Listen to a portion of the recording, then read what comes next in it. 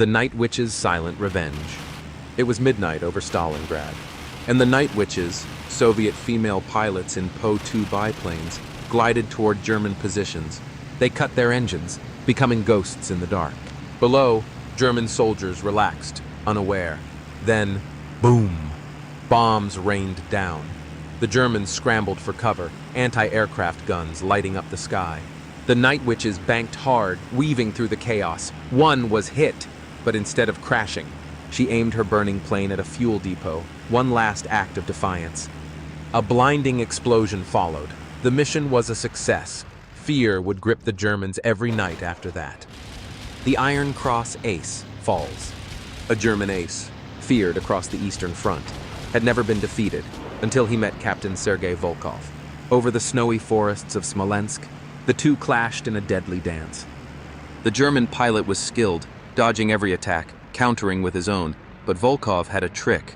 He faked a stall, tricking the German into following. At the last second, Volkov flipped his Yak-3, unleashing a burst of gunfire. The Messerschmitt exploded in a fireball. The legend of the Iron Cross ace ended that day. Volkov had claimed victory.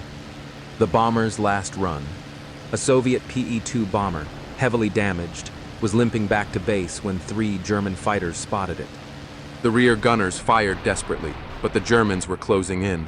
Then, Soviet fighters appeared on the horizon. A fierce dogfight erupted. The PE-2 pilot, with nothing to lose, turned his bomber toward an enemy flak gun on the ground. His last transmission, "For the motherland!"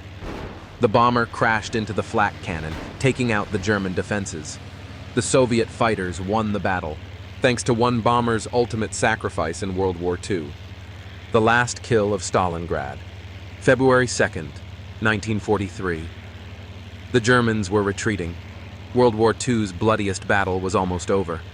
Soviet pilot Alexei Morozov patrolled the skies, ensuring their enemies never returned.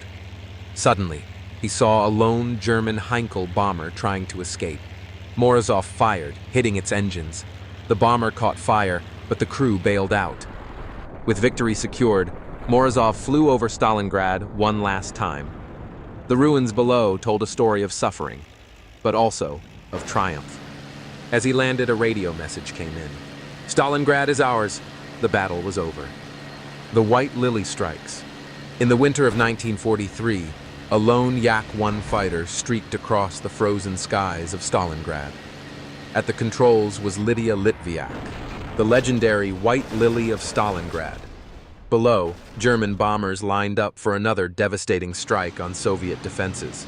Litviak climbed high, then dove like a falcon, her machine guns spitting fire. One Heinkel exploded instantly, debris raining over the battlefield. A Bf-109 spotted her and turned to engage. She twisted, rolling through the clouds, dodging bursts of enemy fire. Then, an opening. She lined up her sights and fired. The enemy ace's plane erupted in flames. As she soared back to base, her comrades cheered. Another victory, another legend. The last stand over Kursk. July 1943. The Battle of Kursk raged below, but in the sky, a separate war unfolded. A Soviet pilot, Captain Ivan Petrov, led his Yak-9 squadron into battle. Suddenly, a formation of German Focke-Wulf 190s attacked. Explosions filled the air. Petrov's wingman was hit. No time to grieve, only to fight.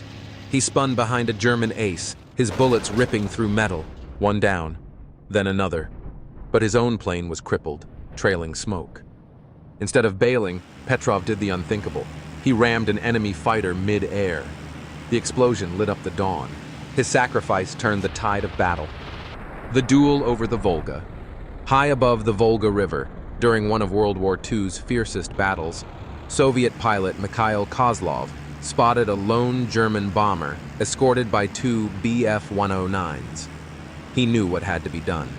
Diving at full speed, he took out one escort in seconds. The other German turned sharply. Too late. A burst of Soviet gunfire sent it spiraling down. Now, only the bomber remained. Kozlov's ammo was low. He had only one chance.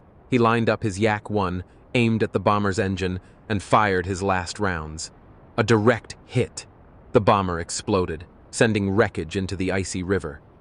Kozlov returned to base a hero of World War II. The sky was red.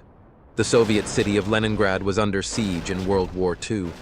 A squadron of German Stuka bombers approached to finish the job, but waiting for them were Soviet La-5 fighters, led by Major Sokolov. The sky turned into a battlefield. Anti-aircraft fire exploded like fireworks. Sokolov shot down one Stuka, then another, but more kept coming. His wingman was hit, smoke trailing behind.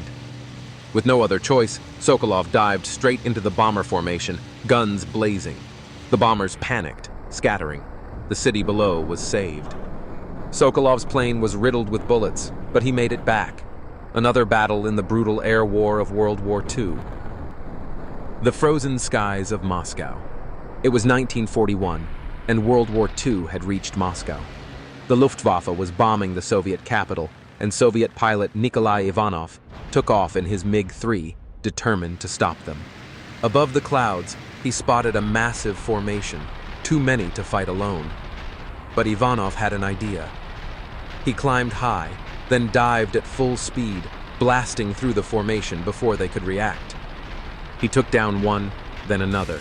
A third German locked onto him, but friendly Soviet fighters arrived just in time. The bombers scattered, forced to turn back. Moscow lived to fight another day in World War II. The ghost fighter of Stalingrad. They called him the Ghost. No one knew his real name. In the chaos of World War II, German pilots whispered about a Soviet ace who never missed. One night, a German patrol flew a secret mission, until they saw him. A single Yak-9, moving through the dark, taking out targets with deadly precision. One by one, the Germans fell. The last survivor tried to escape, but the Ghost was faster. A single shot ended the chase. The next morning, the wreckage of 5 German planes was found. But no one ever saw the Ghost land. A legend of World War II was born.